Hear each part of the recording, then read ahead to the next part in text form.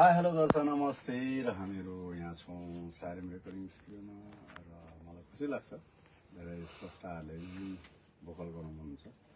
यसै क्रममा आज चर्चित सङ्गीतकार गायक एरेन्जर लक्ष्मण पोखरेल हाम्रो सामु हुनुहुन्छ। उहाँप्रति हामी आभार व्यक्त गर्न चाहन्छौँ र मिठो एउटा लभ सङ्ग्स भएको छ। यसलाई एरेन्ज कसले गर्नुभयो? अशोक थापा सरले एरेन्ज गर्नुभएको र यसलाई रेकर्डिङ चाहिँ विपप भाइले रेकर्डिङ गर्नुभएको र यसका गीतकार हुनुहुन्छ सरला श्रेष्ठज्यू श्रेष्ठज्यू हुनुहुन्छ र उहाँ चाहिँ आफ्नो चाहिँ कर्म चाहिँ विदेशमा छ जस्तो छ। तर यहाँ आउनुभएको थियो अरे, हिजो चाहिँ आउनुभयो। हिजो अलिक व्यस्त भएर मैले भ्याइनँ, आज उहाँ व्यस्त हुनुभयो। तर सरला म्याम हेरिरहनु भएको छ नि, गीत मिठो बनेको छ।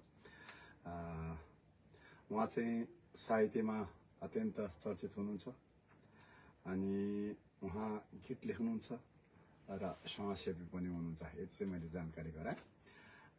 ओके लक्ष्मण सर, के जस नमस्कार। आज हामीले दाइको नयाँ स्टुडियोमा पहिलोचोटि सहकारी गर्दैछौँ। सधैँ रमाइलो वातावरणमा स्टुडियो पनि राम्रो लाग्यो। यो गीत चाहिँ हाम्रो आदरणीय दिदी सरला श्रेष्ठ दिदीको चल्दो रचना रहेको छ। उहाँ अमेरिकामा बस्नुहुन्छ र नेपाली गीत सङ्गीतलाई असाध्यै माया गर्नुहुन्छ र साथसाथै सामाजिक कार्यमा पनि उत्तिकै सक्रिय हुनुहुन्छ। उहाँको अब मैले 5वटा गीत गरिसकेको छु अहिलेसम्म र आज एउटा संयोग पनि जोडिएको छ कि दाइसँग पनि यो मेरो 5औँ सहकारी, गीतकार दिदीसँग पनि 5औँ सहकारी छ। अनि यसमा एरेन्ज अशोक थापाले गर्नुभएको छ र विप्लव भाइले चाहिँ यसलाई रेकर्डिङ र मिक्सिङ गर्नुहुन्छ। गीत अब दाइले गाएपछि त्यसै पनि अब राम्रो भइहाल्छ। हजुर, त्यही भएर एकचोटि दाइलाई पनि धन्यवाद। Thank you. यो स्टुडियोमा काम गर्ने मौका पनि पाइयो, खुसी पनि लागेको छ। सुन्नु होला।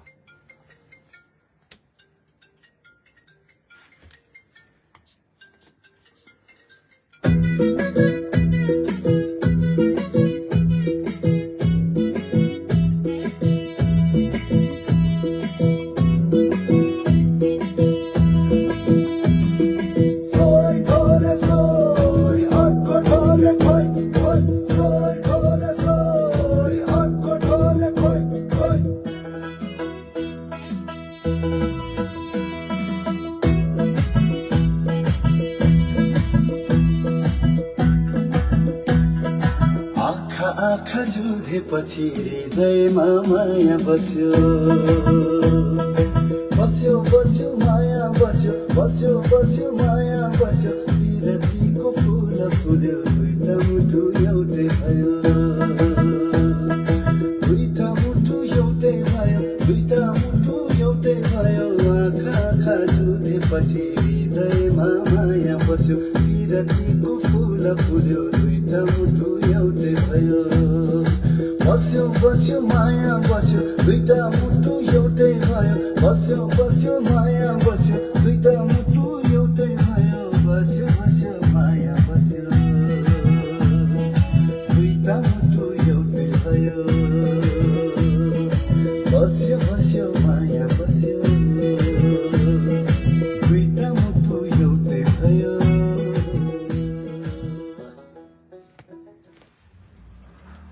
ओके, सरहरूले यतिलाई नै जाने भन्नुभयो। कस्तो लाग्यो अरे स्टुडियो? एकदम राम्रो लाग्यो। यो नयाँ अनुभव, नयाँ स्टुडियो। अब हाम्रो काम बाँकी नै छ, यहाँ बाजाहरूको काम बाँकी छ। अहिले हामी भोकल मात्रै गऱ्यौँ। अब दिदीको नि हतार म पनि व्यस्त भएँ, 2-4 दिन रेकर्डिङ थियो।